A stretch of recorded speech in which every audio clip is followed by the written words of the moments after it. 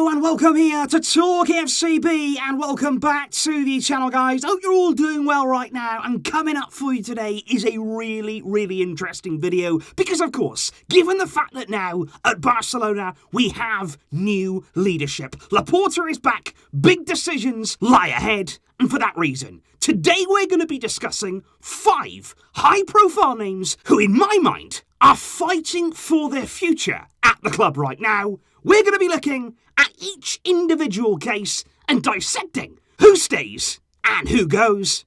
It's all coming up for you, so let's get to it. Because I think here, guys, given the fact that Laporta at long last out is in power, the club finally does have a leader, and it has a strong leader too. That's a really important thing. And I think we all know this summer it's going to be key. We will have to make ruthless decisions. I genuinely do believe that Laporta is going to shake things up. And that is why here we're going to be looking today at high-profile names. This is not going to cover every single player who may or may not leave the club, because I think there's many players who certainly right now are going to have to fight for their place. But in particular, these 5, they're high profile, they're well paid, but will they still be here come next season? Because first of all, we do start there with World Cup winner Samuel Umtiti, who of course, as we know, once upon a time was a real force at centre-back. Once upon a time, you could even go as far to say he was one of the best, if not the best centre-backs in the world for a certain period. And at the top of his game, we all know what he was capable of. But you'll notice there that I said was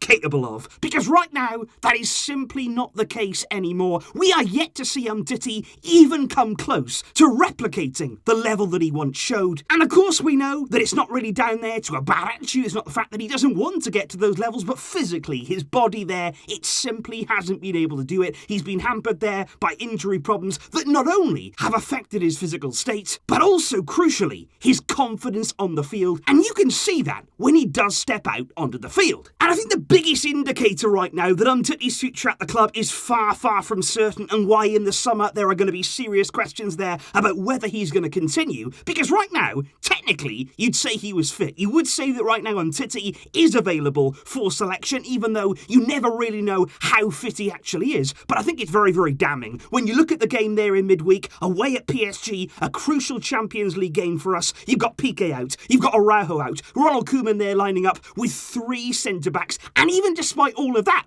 Umtiti still doesn't get the nod. Koeman does not count on him. I can't say that I particularly blame him. And Umtiti here, we all feel for him. We all wish that he was able to return to that previous form. But at some point here, and I feel like now the new leadership are in, Laporta's going to look at the situation. At some point you're going to have to say, enough is enough. Let's cut our ties. Let's accept the losses if we have to. And I do feel as though, unless there's a dramatic change, unless Umtiti can find it within himself somehow to return to that former glory, this may actually be the end for Umtiti at Barcelona. Up next, though, is a name that may surprise you here to be on this list, because I want to talk here about SERGI Roberto. And this is a very interesting situation right now, because SERGI Roberto, now 29 years old, that in itself for me is quite strange, because you look at him and you sort of see him always as a sort of young emerging player. But this guy right now, he's 29 years old. And the big crucial thing about this here is that his contract expires in 2022. So Roberto right now has got just over 1 year left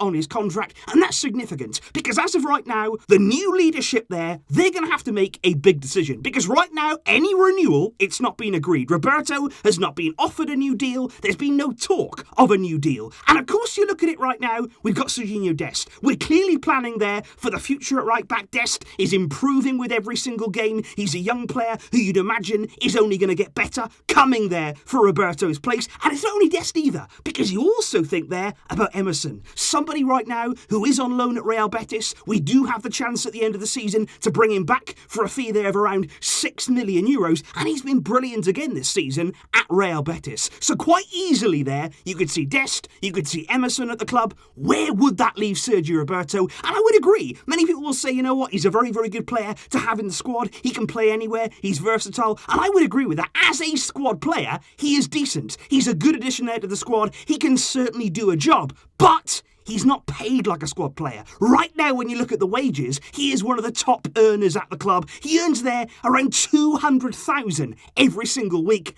That's massive. That is a huge wage there for what Roberto may bring to the team. And for that reason, I'm not really sure we're going to be rushing out there with a big contract offer. Then we move on to a new arrival actually in the squad that has quite simply not made an impact. We move on now to Miralem Pjanic, who of course was brought in the summer of 2020. It was a very murky deal, wasn't it, with Juventus? It was that swap deal, and I say swap deal, with Arthur Melo included. He went out, Pjanic came in. Apparently the official fee there was 60 million euros, plus 5 million there for Miralem Pjanic, and it was basically a parting gift from Bartomeu. Yet another ridiculous deal that he did for this club. And I think right from the beginning, Koeman, he never took to Pjanic. Even when Bartomeu was still there, even when Koeman was brought in as the coach, he never really seemed to put any faith in him whatsoever, because he obviously wasn't behind the signing. He didn't want him brought in. I think he was a bit annoyed by that, and it's never really worked out. Pjanic came in, he had COVID, he joined the squad late, and he just never caught up. And I think in particular, you look at it again in midweek, he comes on against PSG, Koeman there, gives him about 10 minutes or so, and for me, he was really, really poor. Giving the ball away, sloppy in possession, silly fouls. He added nothing in that midfield, and I would look at it right now,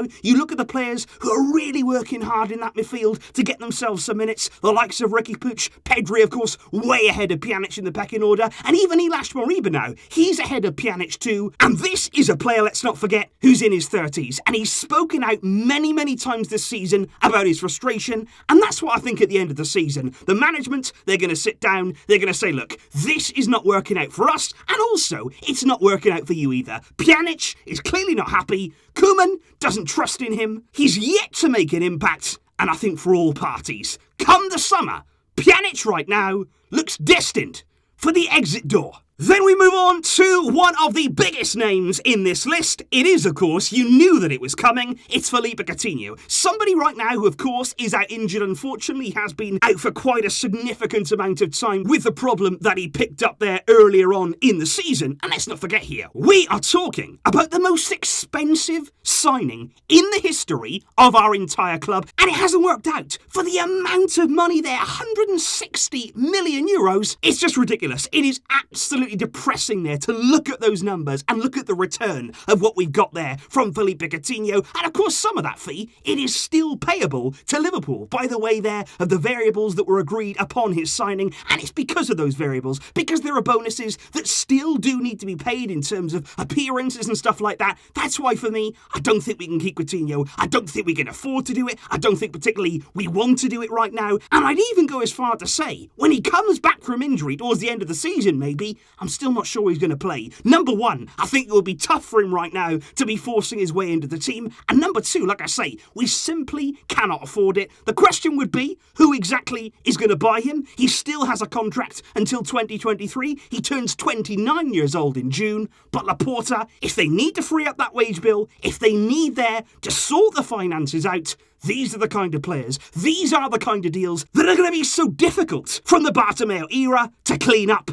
But you got to do something. And speaking of the major signings, here's the other one. You also knew this name was coming, and it is not an easy discussion that we're going to have here. But of course, we have to talk about Antoine Griezmann, signed there in the summer of 2019 for 120 million euros. He has a contract until 2024. On that contract right now, I believe he's the second highest player behind Lionel Messi, around 300,000 euros. Going up, it actually increases every single year. How they agreed to that, I will never know. And let's not forget here, Griezmann, at the end of this month, he is 30 years old. And we have a big problem. We have a serious problem here when it comes to Griezmann, because that's the big decision right now, and for me the biggest one that Laporta is going to have to make, because you are talking here about technically a very good player. Griezmann is not a bad footballer. He is certainly not somebody there who you'd look at and you say, yeah, Griezmann, he's not giving enough. We all know about the effort. We all know about the hard work, but the problem is, when you bring somebody in there for 120 million, you expect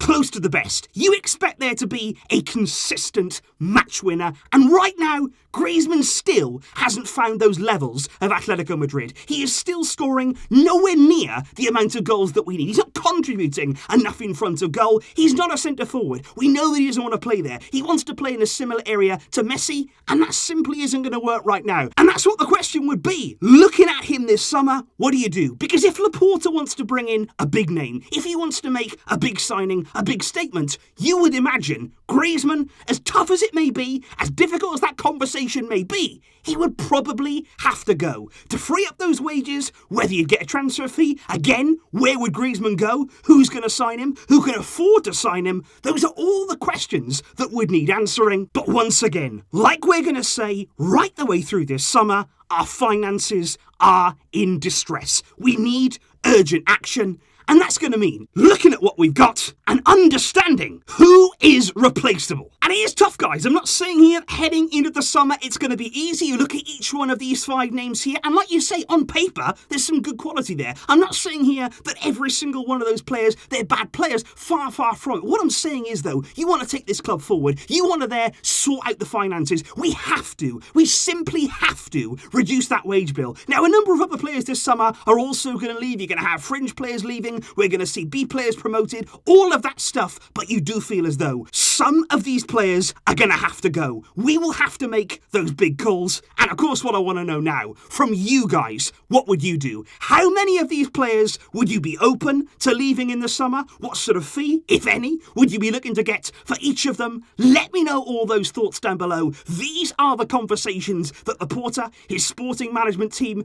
they'll be having already. They will be looking at what we've got and understanding how we can get out of the mess created by Bartomeu. Let me know all those thoughts, guys. I think this is going to be a really interesting conversation. And of course, there's plenty more still to come and plenty to look forward to, because we, at this club, we're going to see changes. I will see you soon, guys. Thanks indeed for watching.